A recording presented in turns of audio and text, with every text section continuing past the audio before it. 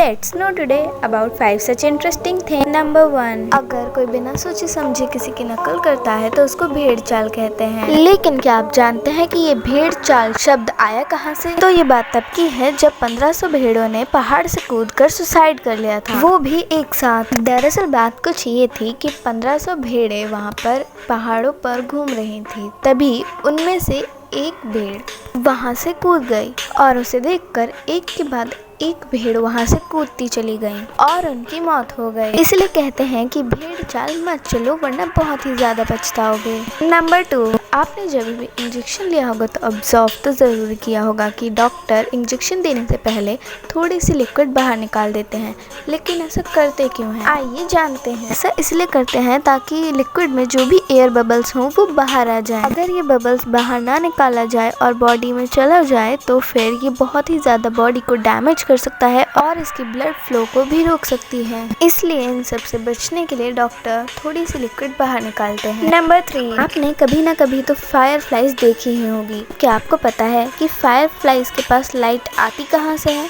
तो चलिए जानते हैं। तो आपको पता ही होगा कि बहुत सारे इंसेक्ट्स अपनी बॉडी से रेस्पिरेशन करते हैं और ठीक उसी तरह फायरफ्लाइज भी अपनी बॉडी से ही रेस्पिरेशन करते हैं। इनमें 2 स्पेशल केमिकल पाए जाते हैं, लूसीफेरस और लूसीफेरिन, जो रेस्पिरेशन के दौरान स्किन से एंटर हुए ऑक्सीजन के साथ रिएक्ट करते हैं और एनर्जी के रूप में लाइट प्रोड्यूस करते हैं। और तो और इसका इंटरेस्टिंग फैक्ट ये है कि ये जो लाइट प्रोड्यूस करते हैं वो गर्म नहीं ठंडी होती है। नंबर 4.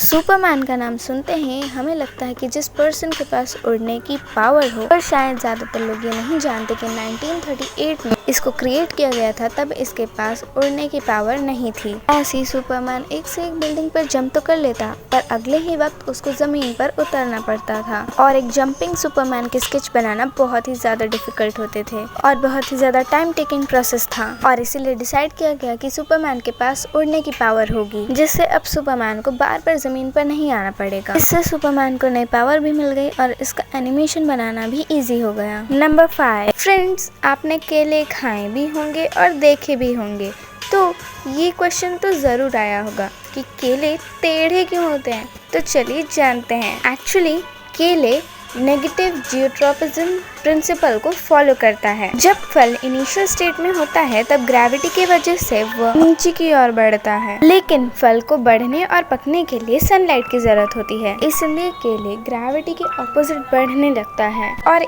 इसी वजह से केले टेढ़े होते हैं। Thanks for watching.